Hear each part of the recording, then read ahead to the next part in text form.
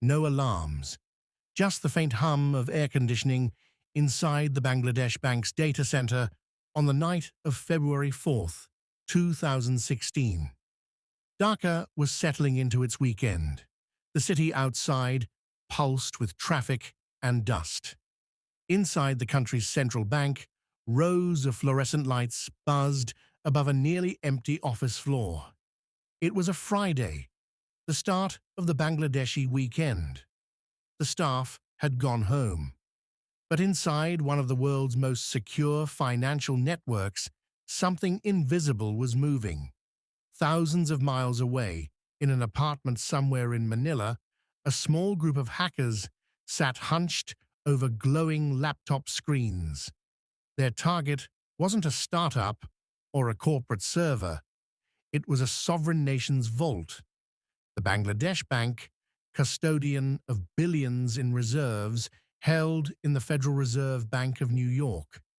For months, they had been inside the system, silently mapping its arteries, learning the rhythm of its heartbeat. Their weapon was patience.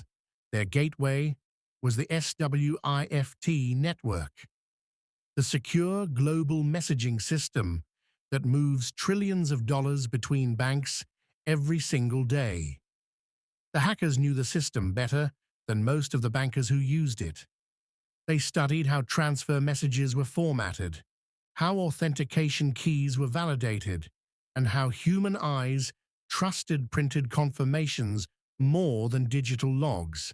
They had slipped in through a cheap $10 second-hand router, one without a firewall. And from there, the entire infrastructure of the central bank became their playground.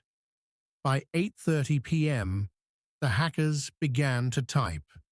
In total, 35 transactions were prepared, 35 digital instructions to move $951 million out of Bangladesh's reserves into a labyrinth of accounts across the Philippines and Sri Lanka. The first destination, the Federal Reserve Bank of New York. To the untrained eye, the messages looked perfectly legitimate, signed, coded, verified.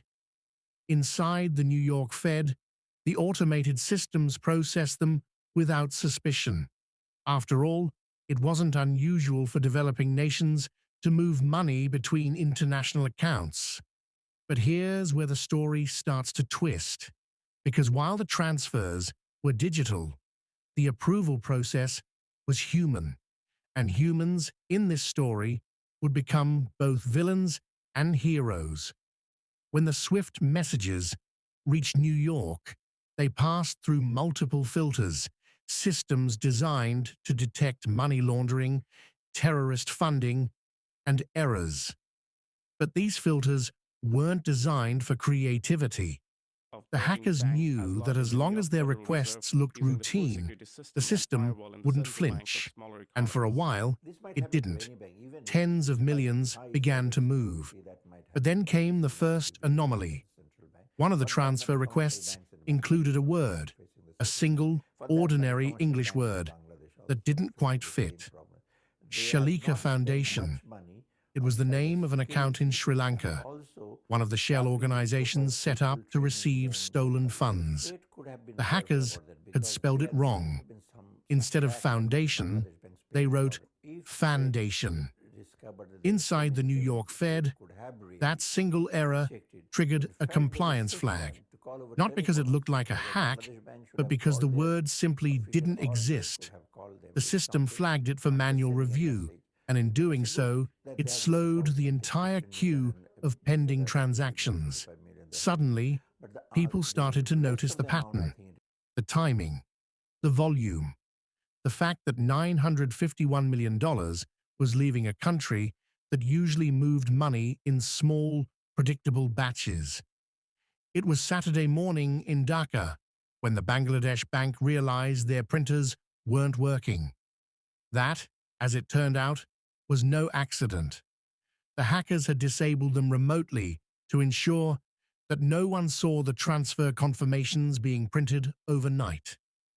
When staff returned, The machine spat out hundreds of pages of SWIFT instructions, all authorizing enormous transfers